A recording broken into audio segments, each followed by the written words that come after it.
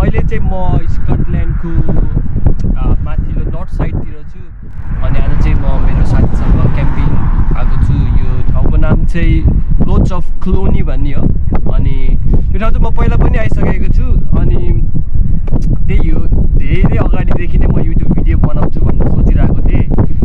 कहिले के नमिल्ने कहिले के अनि कति धेरैजनाले चाहिँ मलाई युट्युब भिडियो बनाउ न, तिमी यति धेरै ट्राभल गरिरहेको हुन्छ, कहाँ पुगिरहेको हुन्छ, बनाउ न, तिम्रो मेमोरीको लागि पनि हुन्छ भनेर कति धेरैजनाले सजेसन दिइराख्नुहुन्थ्यो मलाई चाहिँ। अनि योपालि चाहिँ ल ठिक छ, वाइ नट भनेर चाहिँ म योपालि चाहिँ बनाउँदैछु। अनि हजुर सबैलाई कस्तो लाग्छ भनिदिनु होला है। मेरो पहिलो भिडियो हो, मलाई चाहिँ राम्रोसँग बोल्न चाहिँ आउँदैन बट म ट्राई गरिरहेको छु है।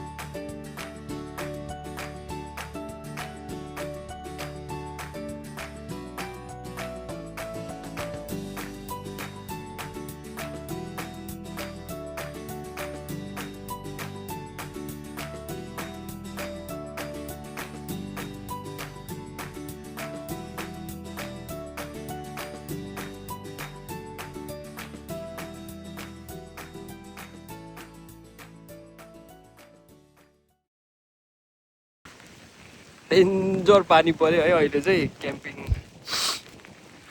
क्याम्पिङ आजको वर्स्ट क्याम्पिङ होला जस्तो छ है। डेन्जरै पानी पऱ्यो क्या, डेन्जरै पनि। अब मेन पानी भन्दा पनि त्यो चिसोवाला हावा हुन्छ नि, एकदमै चिसोवाला हावा आयो क्या। अनि यहाँ पछाडि चाहिँ मेरो साथी छ है। अनि अब चाहिँ केही खाम कि बनाएर भनेको पानीले अब खै बनाउन पनि दिन्न जस्तो छ। के गर्ने भयो कि फुल्ली पानी रोकिएन भने त रातभरि बस्न अलिकति गाह्रो नै पर्छ किनकि अलिकति चिसा नै छ क्या अहिले चाहिँ, अलिक चिसो नै छ। अहिलेको टेम्परेचर पनि 1-2 नै होला सायद। त्यही माथि यो विन्डले गर्दा चाहिँ एकदमै चिसो हुन्छ क्या यहाँ चाहिँ।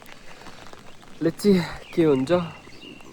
अब एकछिन बसौँ, होपफुली पानी रोकियो भने रोकिएन भने चाहिँ आजको क्याम्पिङलाई बिदा गरेर घर गइन्छ होला है त।